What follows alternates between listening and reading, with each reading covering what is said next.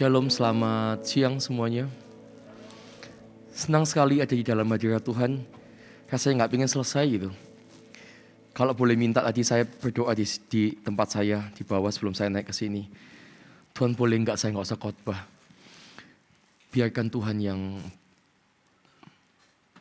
membawa hati Anda untuk terus bisa mengalami Tuhan. Saya yakin kok Anda ke gereja bukan cari khotbahnya. Anda gereja itu cari Tuhan. Salah satu memang melalui khotbah. Tapi bukan khotbah siapa yang kita cari. Gereja ini selalu mengajarkan bukan khotbah siapa yang sedang kita cari. Bukan tema apa yang sedang kita nanti-nantikan. Tapi pribadi Allah yang sedang kita inginkan. Amin.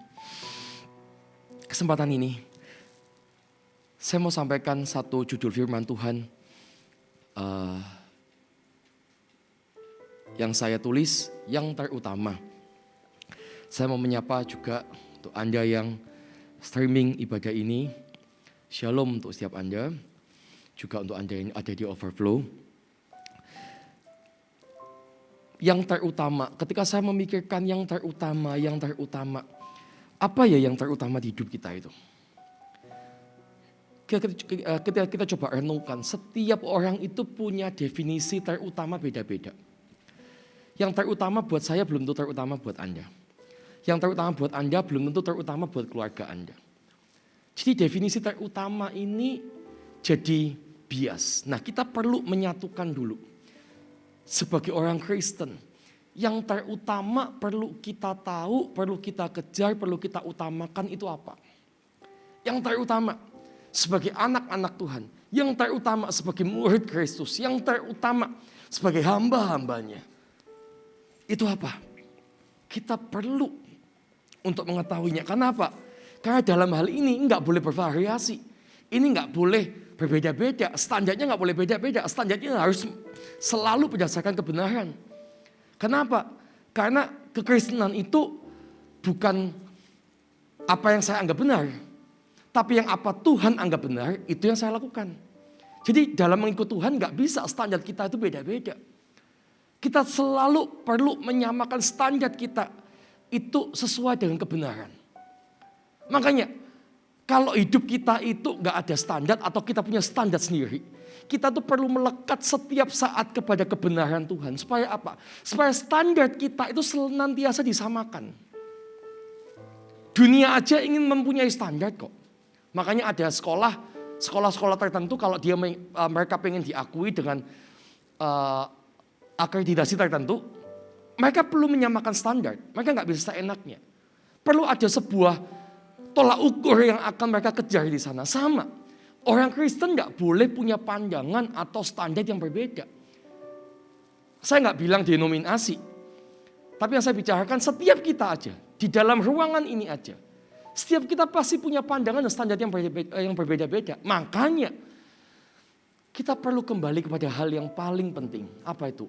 Suara Tuhan. Kebenarannya. Supaya standar kita terbangun. Dan sama.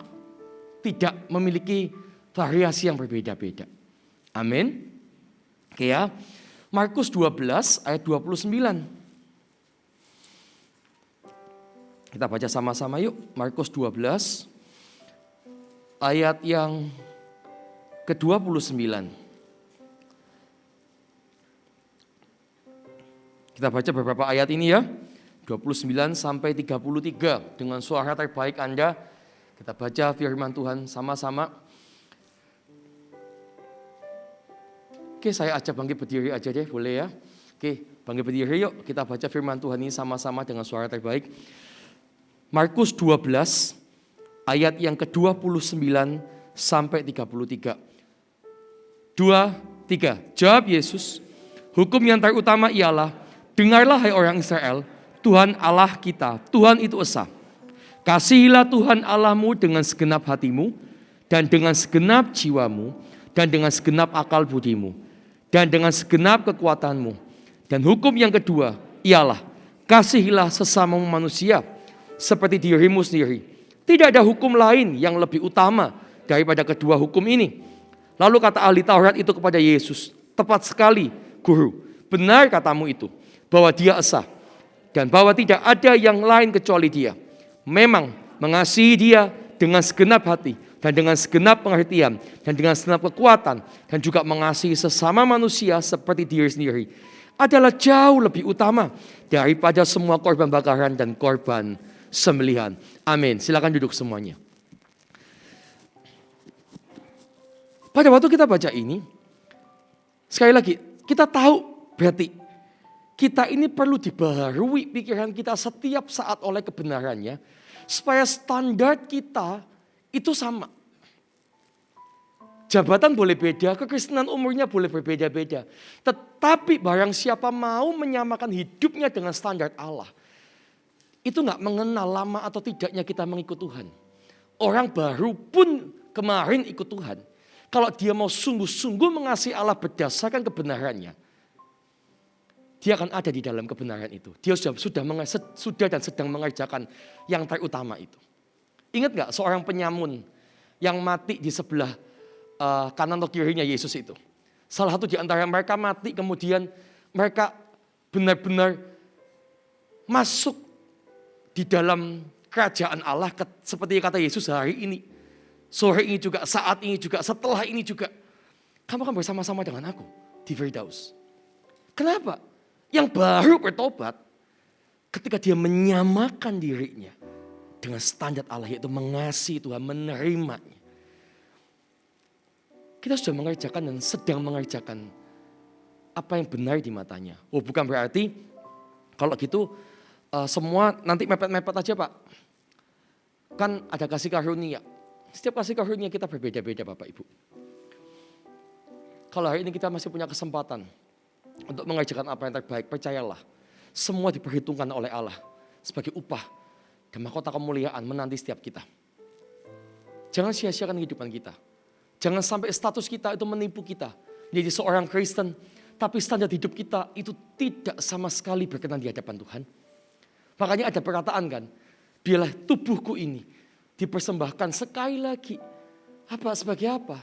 Persembahan yang hidup, kudus dan berkenan. Hidup bukan persembahan yang mati loh. Persembahan yang kudus. Kita bisa loh ternyata. Sebagai anak Tuhan kita mempersembahkan yang gak kudus, bisa. Ingat gak?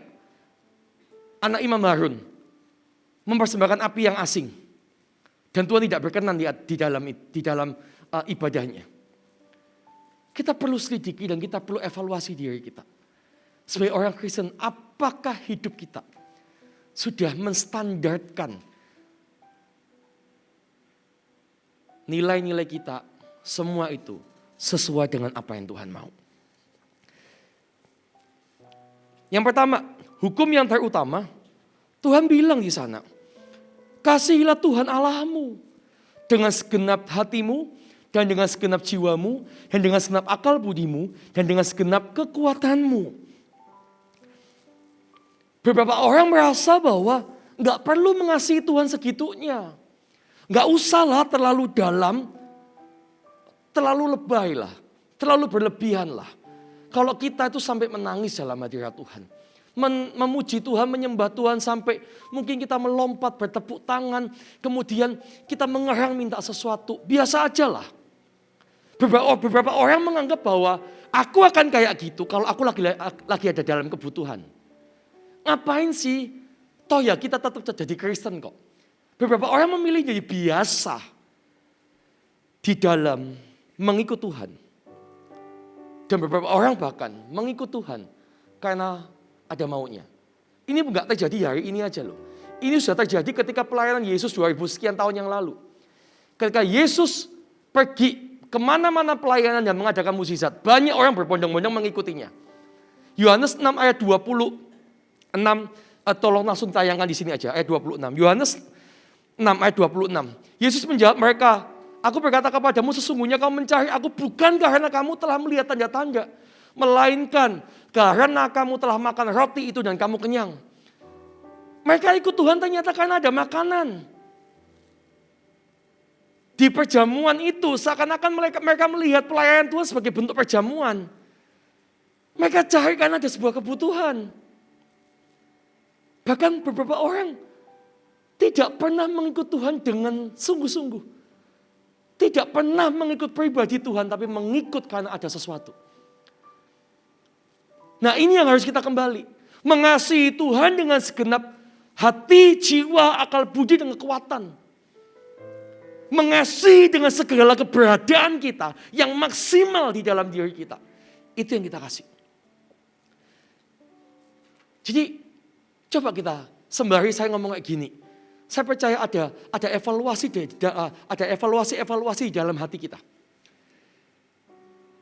Apakah betul ya, saya sudah mengasihi Tuhan seperti yang Yesus katakan. Tuhan sendiri yang berkata, kasihilah Tuhan Allahmu.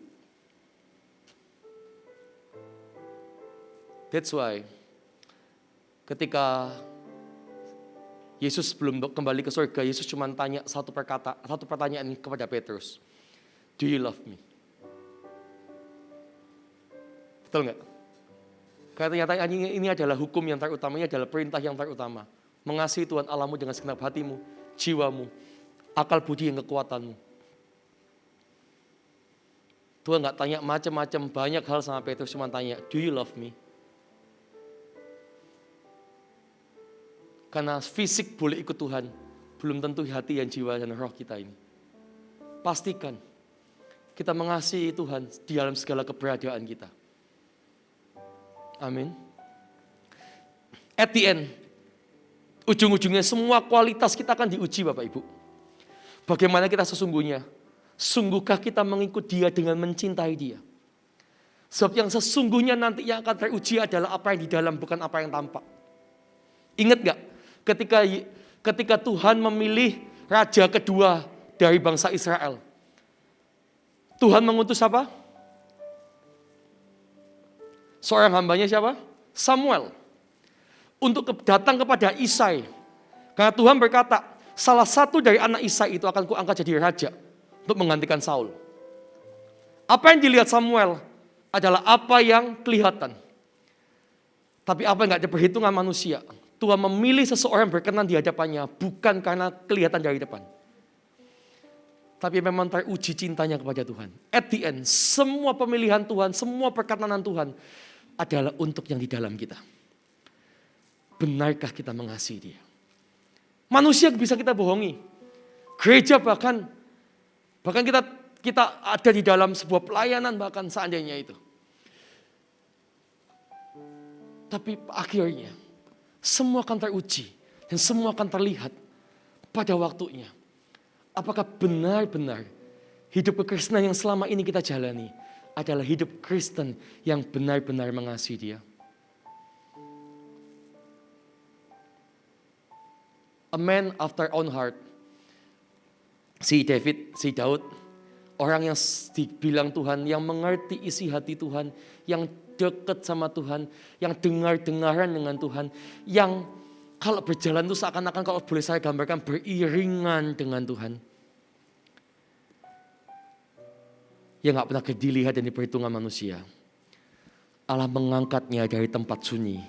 Dari tempat sunyi itulah cintanya sama Tuhan dibangun secara diam-diam. Apa yang kau bangun secara murni dan sembunyi-sembunyi mungkin. Yang gak pernah dilihat oleh orang. Tapi engkau benar-benar bangun secara tulus di hadapan Tuhan. Tuhan akan perhitungkan itu. Tuhan akan angkat engkau. Tuhan akan permuliakan engkau. Tuhan akan promosikan Anda. Tuhan akan pakai kehidupan Anda. Bukan karena talenta kita semata-mata. Tapi karena cinta kita terlebih dahulu. Banyak orang punya talenta. Tapi kalau dia nggak punya cinta. Dia hanya melayani sebesar atau sebatas talentanya. Tapi kalau dia melayani, basicnya adalah cinta. Dia akan memberikan hidupnya untuk Tuhan. Amin. Yang pertama, hukum yang terutama, mengasihi Allah. Kasihilah Tuhan Allahmu dengan segenap, apa yang pertama? Hatimu. Yang pertama ini, kita pastikan dulu yuk. Siapa yang bertata di dalam hati kita? Apa kita mengasihi dan menyembah Dia dengan hati kita? Atau kita malah pakai hati kita untuk menyimpan semua yang salah, semua yang jahat, semua yang berisi sakit penyakit di situ. Dendamlah, segala macam amarahlah, kita tumpuk di sana. Kita pakai hati kita untuk apa? Kalau kita berkata, kita mengasihi Tuhan Allah kita dengan segenap hati. Jadi intinya, sebelum saya bilang hati ini kita persembahkan, tanya dulu. Hati ini selama ini kita pakai buat apa? Kalau kita mengasihi Allah, Kita harusnya pakai hati kita untuk perkara mulia. Bukan untuk perkara yang justru dibenci oleh Allah. Boleh nggak kita marah? Boleh. Karena marah adalah salah satu bentuk emosi. Yang perlu kita kadang harus kerjakan. Tetapi di dalam mengerjakan itu ada sebuah pengendalian di sana. Dan pertanyaan kedua, boleh nggak kita simpan amarah? Ini yang sering kali jadi masalah. Marah nggak dikeluarkan, disimpan. Saya nggak mengajarkan Anda untuk nggak mengeluarkan loh, keluarkan dengan baik, dengan catatan baik. Tapi juga jangan disimpan. Ketika engkau menyimpan, engkau sedang menyimpan sampah. Bayangin hati ini untuk Tuhan, kau simpan untuk sampah. Lama-lama yang bertahta atas hati Anda bukanlah Tuhan, tapi masalah. Kepentingan Anda, emosi Anda, semua bertahta di hati Anda. Pengkhotbah 7 ayat 9, coba buka dengan saya yuk. Pengkhotbah 7 ayat yang ke-9. Janganlah lekas-lekas marah dalam hati, karena amarah menetap dalam dada orang bodoh. Jelas dikatakan di sini. Amarah itu bisa menetap loh. Tapi bodohlah orang yang menetapkan atau menyimpan amarah dalam hatinya. Jangan kau simpan. Jangan kita simpan. Sesuatu yang menyakiti kita, sesuatu yang gak berkenan, lepaskan. Makanya kan ada sebuah perkataan kalau dalam gereja, lepaskan pengampunan. Selesaikan, bereskan. Karena itu adalah bentuk untuk hati ini tetap dijaga supaya murni. Jagalah hatimu dengan apa? Segala kewaspadaan, karena dari sana apa? Terpancar kehidupan. Mengapa kok kehidupannya gak terpancar keluar? Pernah gak bertanya-tanya? Karena gak dijaga. Karena selalu dipakai untuk sesuatu yang salah. Bagaimana sesuatu yang busuk bisa disenangi orang lain? Tempat yang dipakai untuk menyimpan kebusukan. Lama disimpan, simpan. Masalah simpan, dendam simpan, sakit hati simpan. Semua membusuk di sana. Berbagai sakit, penyakit, bakteri ada di sana. Bagaimana tempat yang seperti itu bisa memancarkan kemuliaan dan bisa bersinar. Dan selalu kehidupan yang di luar itu dari dalam. From the inside out. Orang kalau hatinya sudah nggak baik. Karena dia sudah sakit, berbau, busuk. Karena sampah-sampah yang disimpan tadi itu. Percayalah, eksekusi di luarnya akan selalu kelihatan juga jelek.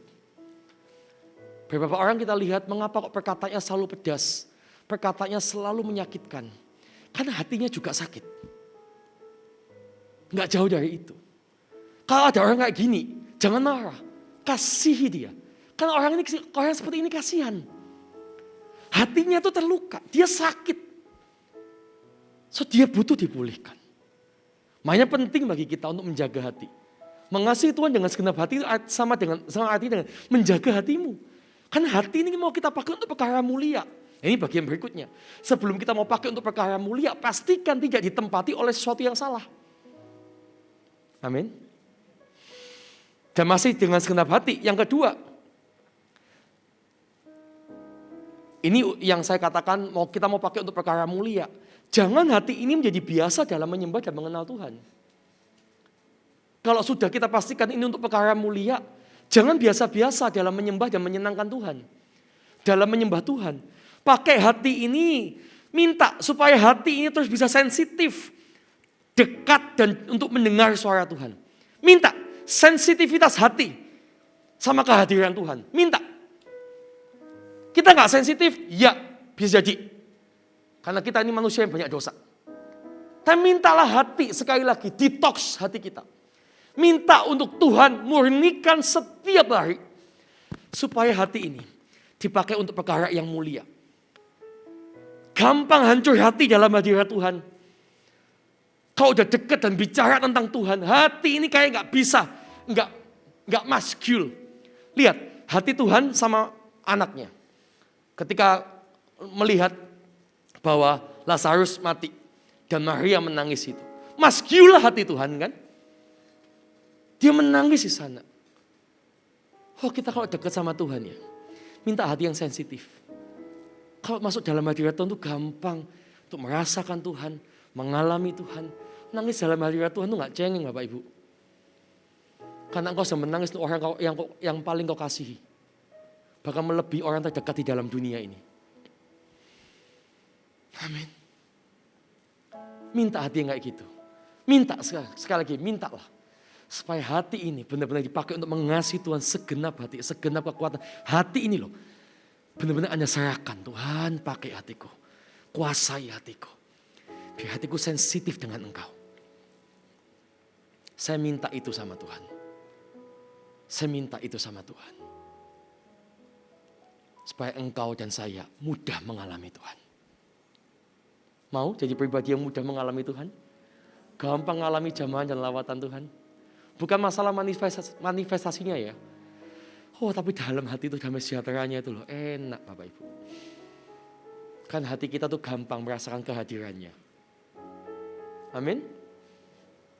Jadi mengasihi Tuhan dengan segenap hati. Benar-benar hati ini dipakai untuk perkara mulia dan Tuhan yang bertahta di sana. Yang kedua, segenap apa? Jiwa. Kasihlah Tuhan Allahmu dengan segenap jiwamu. Jangan serahkan jiwa kita pada yang lain. Pastikan Dia yang bertahta dan berkuasa. Pakailah selalu untuk haus dan menginginkan Tuhan. Pastikan bahwa Dia yang memiliki jiwamu. Beberapa orang menjual jiwanya. Dunia ini makin gila. Beberapa orang bahkan jiwanya dijual untuk sesuatu yang bisa berakhir. Untuk sesuatu yang bisa selesai. Untuk sesuatu yang sementara. Entah itu kekayaan, ketenaran, pasangan hidup, pekerjaan, promosi. Dia lakukan semuanya. Gak apa-apa lah, tukar. Nanti aku bisa kembali sama Tuhan. Ada kalanya ada orang berkata, gak apa-apa lah, aku dosa sebentar lah. Aku tak ambil ini, supaya aku dapat sesuatu yang lebih baik. Nanti aku tak kembali minta ampun sama Tuhan. No. Tuhan telah menebus Anda sekali. Jangan sengaja Anda menjual jiwamu. Sebab ini yang paling penting. Engkau tak berhak atas jiwamu. Karena Yesuslah yang memilikinya. Saat kita ditebus oleh Tuhan, diselamatkan oleh Tuhan. Hidupku bukan aku lagi. Tapi Kristus dalamku. Makanya, kalau saya bicara tentang seseorang yang suicide, yang bunuh diri. Saya sangat sedih dan menyayangkan. Tapi kalau saya boleh tegas sama orang yang ada di sini, yang Anda punya niat gitu, Anda gak berhak atas hidup Anda. Anda gak berhak mengakhiri hidup Anda. Kenapa? Karena hidupmu adalah milik Yesus. Tuhan gak berkenan atas kematianmu. Tuhan berkenan atas kehidupanmu. Kembalilah. Tuhan bisa mengampuni dan membuat sesuatu yang baru atasmu. Mazmur 103 ayat yang kedua. Mazmur 103 ayat yang kedua. Firman Tuhan berkata apa di sana? Pujilah Tuhan hai jiwaku dan jangan lupakan apa? Segala kebaikannya. Pakailah harusnya jiwa ini untuk memuji, untuk meninggikan. Jiwa ini dipakai untuk menanti-nantikan Tuhan. Jiwa ini dipakai untuk sesuatu yang indah, sesuatu yang berkenan di hadapan Allah. Jangan malah diserahkan untuk sesuatu yang fana. Makanya ada satu pujian. Kunci apa ini? Turun satu dong boleh. Jiwaku merindukanmu, ya Allah yang hidup. Jiwaku haus kepadamu, ya Allah yang hidup. Ku bersyukur kepadamu, sumber pengharapanku, penolongku dan Allahku, tiada yang sepertimu. Jiwa ini harus dipakai untuk menanti-nantikan dan untuk mencintai Tuhan. Ketika saya gundah gulana, ketika saya lagi lemah, ketika saya lagi merasa Apa yang saya mesti lakukan? Saya cuma berkata, tenanglah hai jiwaku dan pujilah Tuhan. Hai jiwaku, puji Tuhan dan jangan lupakan segala kebaikannya. Dia tetap Allah yang bertata atas hidupmu. Oh, pakai jiwa kita untuk mencintai Dia. Jangan tukarkan tuh hal yang lain. Amin. Jangan sekali-sekali tukarkan. Ada orang berkata sama saya beberapa minggu yang lalu, saya sedih sekali.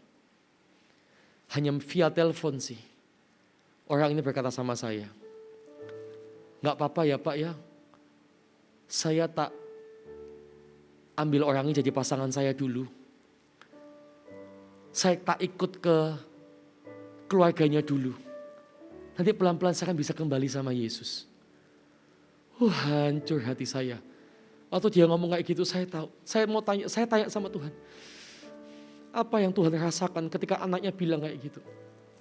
Dia tukarkan. No.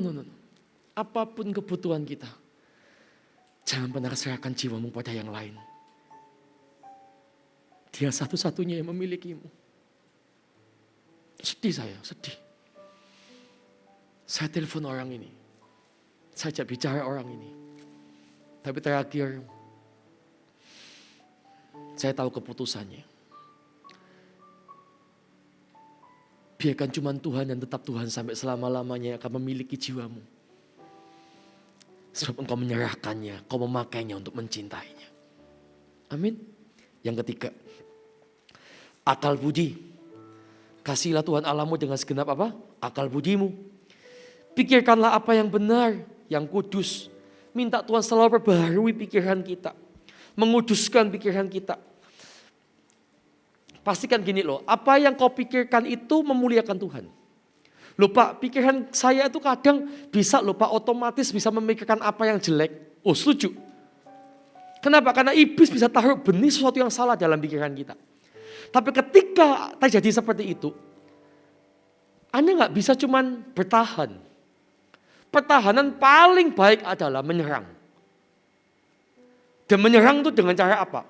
Dengan sengaja memikirkan apa yang berkenan di hadapan Tuhan. Jangan cuma diam. Anda gak lakukan apa-apa, Anda diam aja. Percayalah, pikiran jahat, pikiran yang salah, pikiran yang kotor itu dengan gampang menghampiri kita. Gak minta loh, bisa datang. Diam aja, Anda gak usah ngapa-ngapain deh. Anda gak usah berusaha memikirkan sesuatu yang salah. Itu dengan gampang akan menghampiri pikiran Anda. Makanya pertahanan paling baik adalah bukan berdiam diri.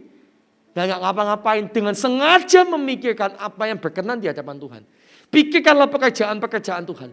Pikirkanlah apa yang menyukakan Tuhan. Tuhan, apa yang bisa aku lakukan untuk engkau? Pertahanan terbaik adalah dengan sengaja melawan. Itu yang terjadi sama Daud. Daud jatuh ketika dia gak ngapa-ngapain. Ketika semua raja-raja berperang, dia tinggal di atas sotoh itu. Jalan-jalan di sana, tidak lakukan apa-apa. Sesuatu yang jahat itu bisa datang kapanpun Bapak Ibu. Serohani kita, serohani apapun kita. Jadi harus sengaja. Makanya Filipi 4 ayat 8 berkata apa? Coba buka langsung di sini ya, boleh. Filipi 4 ayat yang ke-8.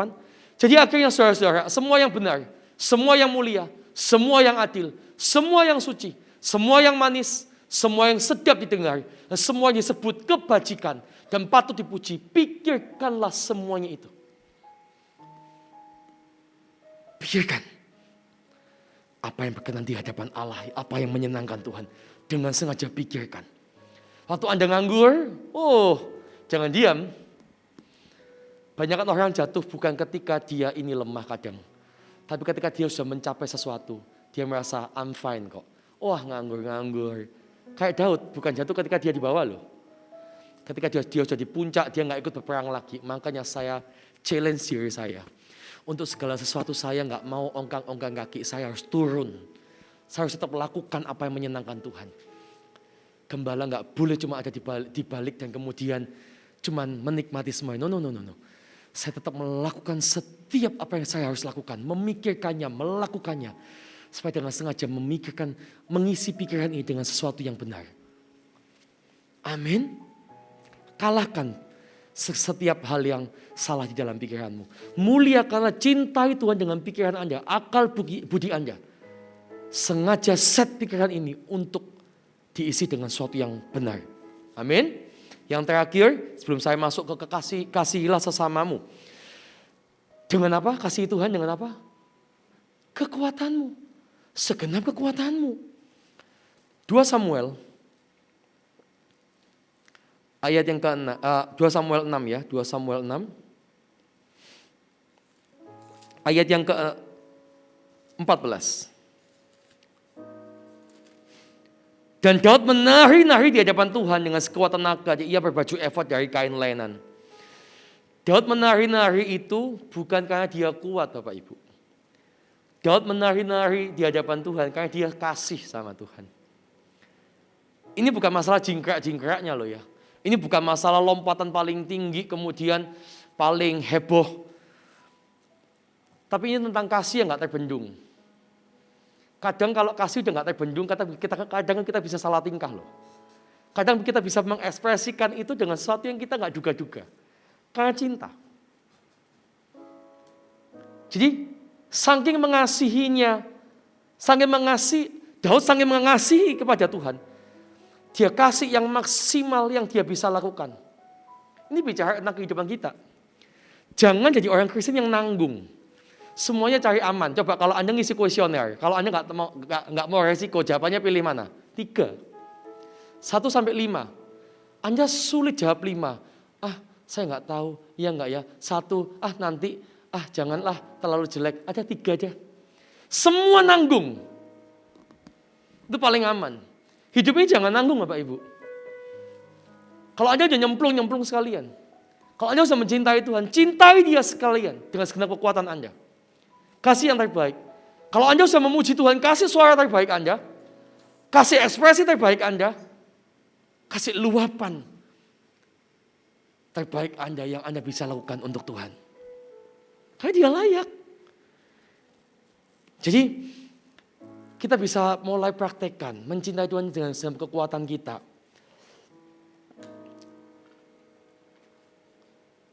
Anda kalau ibadah, puji Tuhan segenap hati yuk. Suara terbaik yuk. Pak, saya kasih suara terbaik, saya juga nggak ada yang dengar Pak. Bukan masalah Anda didengar, Tuhan dengar suara Anda. Tuhan tahu Anda bisa kasih yang terbaik atau belum. Kasih yuk. Anda mau tarik, silahkan. Ekspresi orang beda-beda. Contoh nih, ada Pastor Moro yang di Southeast Asia yang sekarang ada di Singapura. GMS Singapura. Pastor Moro itu kalau dengar pujian, jogetnya beda sama pastor yang lain. Dia bisa kayak dangdutan sungguhan. Mau lagunya cepatnya kayak apa, selalu kayak gini. Itu ekspresinya sama Tuhan. Kalau Philip beda lagi. Kalau Pastor Sapa beda lagi. It's okay. Bukanlah kayak semua sama jadi dangdutan semua loh ya. Tidak ada sebuah ketetapan yang keharusan kita modelnya kayak apa. Tapi kadang ya, itu gak di-set. Karena itu keluar dari hati. Itu keluar dalam tindakan Anda. Dengan segenap kekuatanmu. Maka jangan malu-malu. Mau tepuk tangan. Mau lompat. Mau shout, teriaklah. Karena di dalam teriakan itu termasuk Anda memuji Tuhan. When you say haleluya, katakan itu dengan segenap hatimu, haleluya. Amin. Setengah kekuatan juga termasuk melayani jangan setengah-setengah. Jangan sambil gini, ya ambil tugas pelayanan, tapi sambil menggerutu. Itu enggak berkenan loh. Amin. Jangan setengah-setengah. Aku pelayanan ya, tapi aku cuma sebentar. Gak bisa lama-lama aku. Coba tanya dalam hati Anda. Yang sedang Anda layani bukan gereja loh, tapi Tuhan loh. Anda masa bargain sama Tuhan. Gak bisa lama-lama loh ya. Aku cuma bisa sebentar loh ya. Kalau mau ya udah, kalau nggak mau ya nggak apa-apa, aku nggak usah pelayanan. Kayak seakan Tuhan yang butuh kita gitu loh. Nggak boleh gitu kayak gitu. Datang on time itu kekuatan kita loh. Jangan telat-telat. Kalau kita sama Tuhan, datang lebih awal, siapkan diri kita. Itu sudah kekuatan. Berdoa dengan posisi yang terbaik walaupun di rumah. Kasih yang terbaik di sana. Amin. Belajar sesuatu siang ini. Yang berikutnya, yang kedua. Apa? Kasihilah sesama manusia apa? Seperti dirimu sendiri. Jadi mengasihi Tuhan ya. Ada hukum kedua yang Tuhan bilang gak kalah penting. Kedua hal ini ternyata Tuhan bilang ini sama pentingnya. Kok bisa sangat penting Pak? Kan katanya kalau terutama berarti kan cuma satu. Betul nggak? Kata terutama berarti yang paling utama harusnya cuma satu Pak palingnya. Tapi Tuhan rela loh. Menyandingkan mengasihi sama manusia seperti mengasihi diri sendiri. Disandingkan dengan sama seperti mengasihi Tuhan Allahmu dengan segenap hati, jiwa, akal budi, dan kekuatan. Kok bisa? Ini korelasinya, saya akan jelaskan ya. Pertama, saya mau bahas dulu. Kasihilah sesama manusia seperti dirimu sendiri. Mengapa mesti diri sendiri dulu? Kita harus bisa mengasihi diri kita seperti Allah mengasihi kita. Kita harus bisa memandang diri kita seperti Allah memandang kita. Banyak orang, sekalipun sudah bertobat, gambar dirinya belum pulih. Disinilah Tuhan hendak memulihkan setiap self-image atau gambar diri yang benar untuk dibentuk. Kenapa? Melihat diri kita sebagaimana Allah melihat. Anda melihat hidup Anda gak berharga. Histori Anda, sejarah keluarga Anda gak baik. Tapi kalau Allah berkata, engkau adalah ciptaanku yang sempurna, engkau adalah biji mataku, titik. Anda juga perlu melihat diri Anda seperti Tuhan melihat. Seberharga itu loh Anda. Masa lalu boleh salah, masa lalu boleh jelek. Tapi kalau Tuhan sudah berfirman, engkau tidak lagi hidup dari masa lalu. Tapi engkau hidup dari perkataannya. Anda mesti belajar untuk bisa menerima dan mengasihi diri Anda. Bukan egois loh ya. Dalam hal ini saya gak bilang mencintai diri Anda, kemudian mengabaikan yang lain. Tidak loh. Mengasihi ini lebih kepada menerima diri Anda. Seperti Tuhan menerima Anda. Mengasihi diri Anda. Seperti Tuhan mengasihi diri kita. Kenapa? Musuh paling besar di sini adalah ketika gambar diri rusak. Iblis masuk dalam sebuah pandangan bahwa kamu memang gak berharga, kamu memang gak diinginkan. Disitulah cikal bakal mengapa banyak orang bunuh diri. Walaupun segudang prestasinya, segudang pencapaiannya, banyak teman. Selama ini belum selesai, ini bahaya sekali. Makanya Anda perlu melihat diri Anda sebagai sosok pribadi yang berharga. Tuhan mencintai Anda. Amin. Nah, setelah Anda bisa melihat diri Anda seperti itu, kita diajar untuk mengasihi sesama. Seperti kita mengasihi kita. Kalau kita pernah dengar, lakukanlah segala sesuatu itu sebagaimana Anda juga ingin diperlakukan. Jadi, belajar untuk mencintai orang lain. Bukan ngitung untung ruginya. Aku dapat apa kalau melayani dia? Aku dapat apa kalau aku mengasihi dia? No. Anda pengen diperlakukan gimana sama orang lain? Perlakukan orang lain sedemikian. Kalau Anda pengen diajak ngobrol, harusnya kalau ada orang baru, Anda juga ajak ngobrol. Kalau Anda pengen diterima dalam sebuah tempat, harusnya ketika Anda ada di sana terlebih dahulu, Andalah yang juga menerima orang lain. Perlakukan, cintai, kasihi, pedulikan. Anda pengen diperhatikan? Anda pengen didoakan, Anda pengen didukung, dukunglah orang lain. Mulailah dari itu. Ingat saya pernah bahaskan, hidup ini bukan cuma kita datang fokusnya untuk dilayani. Tapi Yesus datang untuk melayani. Itu panggilan kita, layani mereka. Seperti engkau mengasihi dirimu. Amin. Jadi kalau Anda, kalau makan pengen yang terbaik, mau kasih orang kasih yang terbaik. Jangan yang udah mau basi kasih orang. Ngerti maksud saya? Anda mau pakai baju yang bagus gak? Mau kan? Kalau mau kasih orang jangan yang udah bolong. Udah gak pernah tak pakai ini 20 tahun yang lalu. Loh walah. Itu sekali dipakai udah ambrol semua itu. Jangan. Kasih yang baik. Amin. Jadi kasihi. Nah saya lanjutkan di sini. Kita mengasihi sesama karena Tuhan juga mencintai mereka. Bagaimana aku bisa membenci apa yang dicintai Tuhan? Ini loh, saya mau masuk ke sana. Korelasinya hubungannya apa? Bagaimana aku bisa membenci seseorang di mana Tuhan mencintai mereka? Kalau aku mencintai Tuhan, harusnya aku juga hidup dengan mencintai apa yang Tuhan ku cintai. Maka Tuhan bilang apa? Ampuni, doakan musuhmu. Ingat kisah Nabi Yunus? Yunus ini diminta untuk berkhotbah dan menginjili Niniwe. Niniwe adalah bangsa yang jahat, di mana Yunus punya histori tidak enak sama Niniwe. Nenek moyangnya dijajah oleh Niniwe. Niniwe orang jahat sekali. Tapi Tuhan pakai Yunus untuk memulihkan Niniwe.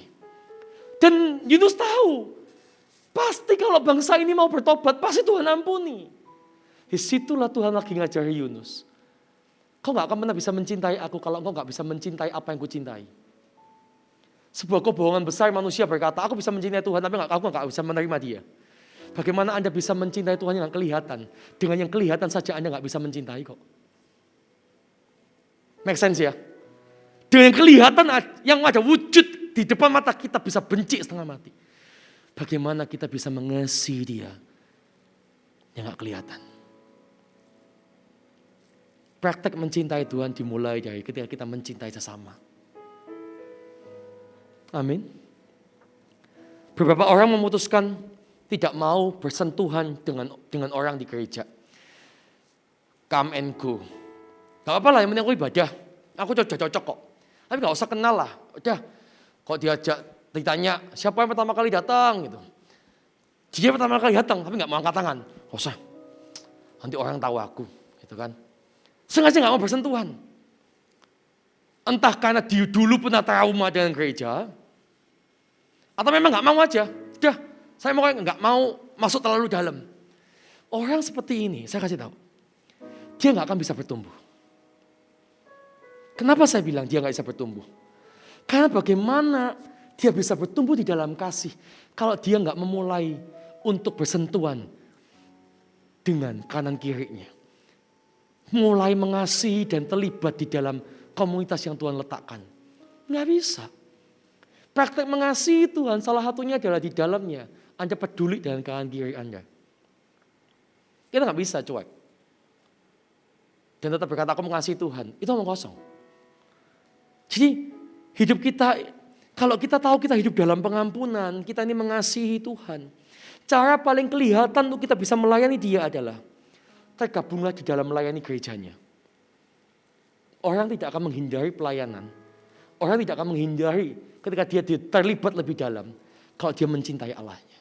Sebab dia tahu ketika dia terlibat di dalamnya, dia sedang melayani Allah dan umatnya. Dua hukum ini sekalian dikerjakan oleh kehidupannya. Amin. Jadi saya nggak sedang bahas talenta loh.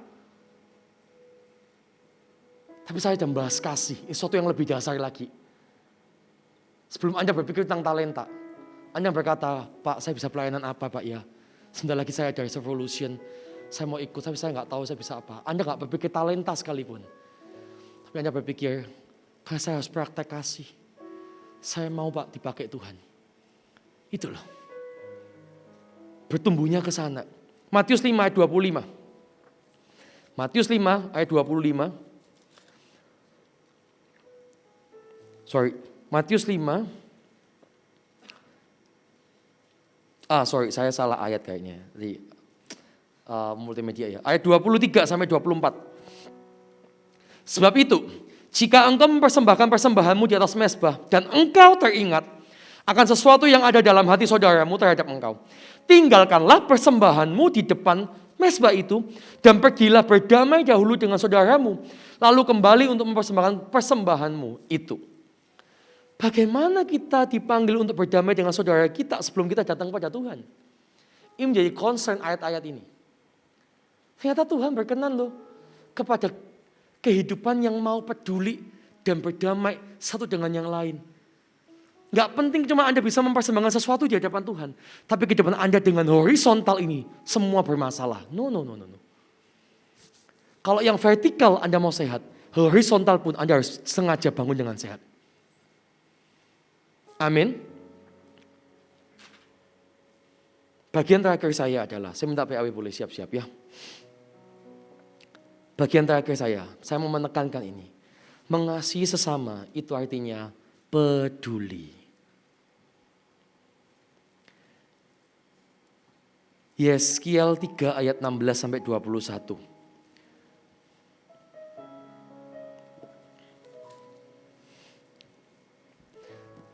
Saya lompat aja deh langsung. Yeskiel 3 ayat yang ke-17 ya. Hai anak manusia, aku telah menetapkan engkau menjadi penjaga kaum Israel. Bila mana engkau mendengarkan suatu firman daripadaku, peringatkanlah mereka atas namaku. Kalau aku berfirman kepada orang jahat, engkau pasti dihukum mati. Dan engkau tidak memperingatkan dia dan tidak berkata apa-apa untuk memperingatkan orang jahat itu dari hidupnya yang jahat. Supaya ia tetap hidup. Orang jahat itu akan mati dalam kesalahannya. Tetapi aku akan menuntut pertanggungan jawab atas nyawanya daripadamu. Tapi jikalau engkau memperingatkan orang jahat itu dan ia tidak berbalik dari kejahatannya dan dari hidupnya yang jahat, ia akan mati dalam kesalahannya, tetapi engkau telah menyelamatkan nyawamu. Jikalau seorang yang benar berbalik dari kebenarannya dan ia berbuat curang dan aku meletakkan batu sandungan di hadapannya, ia akan mati.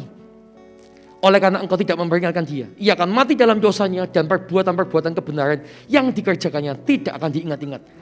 Tetapi aku akan menuntut pertanggungan jawab atas nyawanya daripadamu. Tetapi jikalau engkau memperingatkan orang yang benar itu, supaya ia jangan berbuat dosa dan memang tidak berbuat dosa, ia akan tetap hidup sebab ia mau menerima peringatan dan engkau telah menyelamatkan nyawamu. Kelihatannya ini kayak paksaan. Kelihatannya kok Yeskiel dipaksa sama Tuhan ya? No. Yeskiel yang diajari sama Tuhan untuk jadi umat Tuhan yang tidak pasif. Jangan sampai gak peduli. Kekristenan yang paling bahaya adalah kekristenan yang tidak melakukan apa-apa. Kekristenan yang tidak care, kekristenan yang pasif. Itu adalah sebuah penyakit yang jauh lebih bahaya daripada serangan dosa. Karena orang ini ada, tapi dia cari aman. Ketika ada orang lain salah, karena dia gak mau rame, karena dia gak mau tengkar, karena dia gak mau konflik, dia akan main aman. Dia kan, oh iya gak apa-apa. No. Ketika Anda bilang gak apa-apa untuk sesuatu yang apa-apa, Anda sedang mengorbankan imanmu. Dengan kata lain Anda setuju dengan perbuatannya. Ketika melihat anak Anda melakukan sesuatu yang salah, jangan karena Anda gak mau ribut, Anda biarkan kesalahan ada dalam hidupnya. You must speak up. Kalau itu masih dalam ranah kehidupan Anda mesti bicara, angkat suara. Tegur dengan kasih. Karena disitulah bentuk kita ini mengasihi. Peduli. Kasihilah sesama manusia. Itu artinya jangan biarkan dia jatuh. Kita ini terlalu hati-hati kadang. Kadang orang kayak saya yang tegur gitu ya. Dinilai, gak menghargai. Justru karena saya sayang sama Anda. Saya bicara dalam hidup Anda. Walaupun dengan resiko saya tidak disukai. Jangan cuman punya goal jadi orang Kristen yang disukai banyak orang. Tapi ketika Anda tidak melakukan sesuatu yang Anda perlu lakukan, sebenarnya Anda telah mengingkari iman Anda sendiri. Yeskiel dikatakan ketika orang itu mati dalam kesalahannya, engkau gak berbuat apa-apa, aku akan menuntut pertanggungan jawab atasmu. Kelihatannya ini kayak hukuman. Enggak, padahal sebenarnya Yeskiel juga salah. Karena Yeskiel ketika melihat itu dia diam saja. Dengan kata lain, aku juga setuju. Ya tergantung gini. Loh Pak, gimana cara saya? Dunia kan besar Pak. Saya gak bicara masalah yang jauh. Yang masih sekitar kehidupan Anda. Yang masih dalam jangkauan Anda. Ini ranah Anda. Saya gak minta Anda selalu mencampuri urusan banyak orang. Akhirnya Anda, aktif di sosial media, semua dikontekin gitu ya, suruh bertobat. Ya gak bisa. Bukan ranah Anda ke sana. Tapi yang dalam lingkup Anda. Teman Anda, sahabat Anda, teman CG Anda. Pak, kalau yang paling dekat aja udah diem Pak, gimana Pak? Kalau yang lain diem, yang harusnya dekat sama dia diem, Anda yang bicara. You must speak up.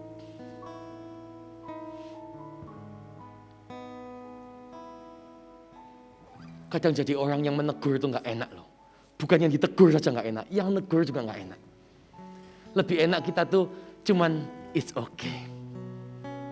Betul gak? Karena kita lebih diterima. Orang kayak gini lebih disukai. Tapi sebenarnya yang lebih mengasihi adalah dikatakan firman Allah, sahabat dekat tuh menegur dengan terang. Jangan jelas-jelas menegur. Tapi kadang lawan atau musuh,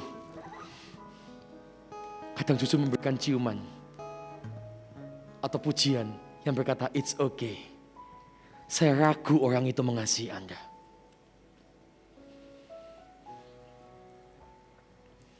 Jadilah orang Kristen yang minta dan doa ini sama Tuhan.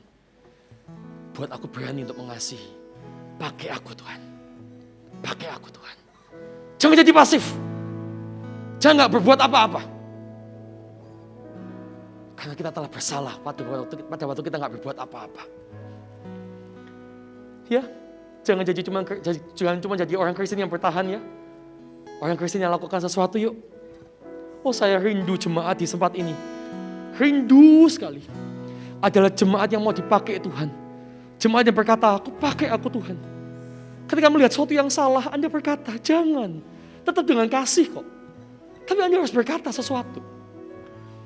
Minta pakai aku. Jangan jadi jemaat yang yang penting aku duduk, yang penting aku ada di sini, yang penting aku jaga gereja. Bukan yang penting Bapak Ibu. Tapi kekristenan yang benar-benar mengerjakan isi hatinya. Doa saya sejak saya bertobat cuma satu. Selain saya ingin mengenal Tuhan lebih jauh. Saya cuma doa ini dari saya pertama kali saya bertobat. Saya duduk di kursi jemaat, saya lihat satu orang didoakan oleh gembala. Saya waktu itu, saya cuma bilang, Tuhan, pakai saya kayak orang ini. Seperti Tuhan memakai hamba-hamba ini. Pakai hidupku. Saya belum tahu saya mau jadi hamba Tuhan. Anda mau bukan hamba Tuhan sepenuh waktu. Anda mau kembali ke profesi Anda. Intinya, pakai hidupku jadi hambamu. Jangan jadi orang Kristen yang lepas tangan. Saya berdoa Anda akan jadi jemaat GMS itu. Akan menjadi jemaat yang rindunya bukan main, rindunya setengah mati mau dipakai oleh Tuhan. Kalau belum dipakai itu kayak Tuhan, pakai aku. Bukan supaya ternama loh ya, bukan. Tapi supaya bisa menyenangkan isi hati Bapaknya. Jadi jemaat yang kayak gitu yuk.